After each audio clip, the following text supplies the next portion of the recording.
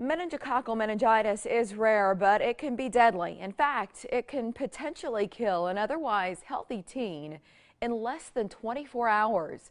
It's also shocking. A national survey found the parents are unaware of the seriousness of the disease and how to best protect their teens from it.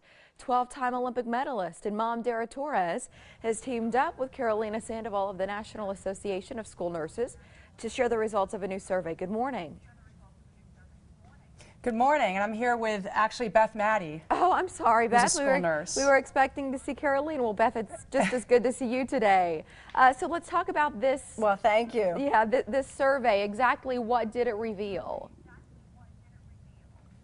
As we heard, that 2 out of 3 moms had little or no knowledge of the CDC recommendations for the meningococcal meningitis vaccine. What we recommend, what the CDC recommends, is that children get the first dose of the vaccine at age 11 and then get a booster dose at age 16. One of the concerning things that we found out was that that parents who had gotten the first dose, more than half didn't realize that they needed the second dose or didn't think that it was important.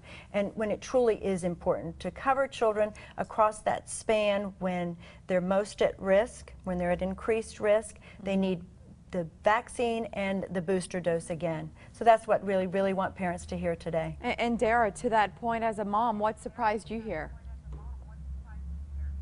I think what surprised me is that 2 in 3 moms had little to no knowledge about this information. And I, as a kid, was on a swim team in college where a teammate had contracted meningitis, and they kind of quarantined us, tested us, make sure we didn't have it either, and then gave us antibiotics, but then didn't really teach us much about it. And considering I have an 8-year-old daughter and 14-year-old twin stepkids, you know, it's very important. And I went to speak to my daughter's healthcare provider a year ago to find out more information about it. But for your listeners, they can also go to voicesofmeningitis.org to learn more about it, how to prevent it, what exactly it is, how you can contract it. Yeah, and Beth, you were talking about sort of some of those markers in terms of age a little bit ago, but I'd like to revisit the point of the seriousness here, and I touched on it earlier. Why in the world within 24 hours can it make such a difference in an otherwise very healthy teen?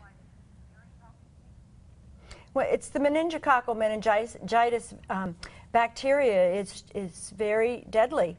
It can cause, if you do survive with treatment, it can cause other consequences of the illness, like amputation of limbs or hearing loss. That was another part of the survey, that 77% of the moms were not aware of the serious consequences that can come from having meningococcal meningitis. It's just a very deadly bacteria. We only have a few minutes to visit here this morning, but I know there is more information online. I'm wondering if you could share a website with our viewers, more resources so that they can follow up. Sure. Voicesofmeningitis.org has quite a bit of information, stories about people that have had the disease and the importance of the vaccine and the CDC recommendations. I highly recommend that parents check out the voicesofmeningitis.org. Beth, thank you. Dara, thank you. And my apologies for the mix-up off the top there. Thank you. Thank you. No problem.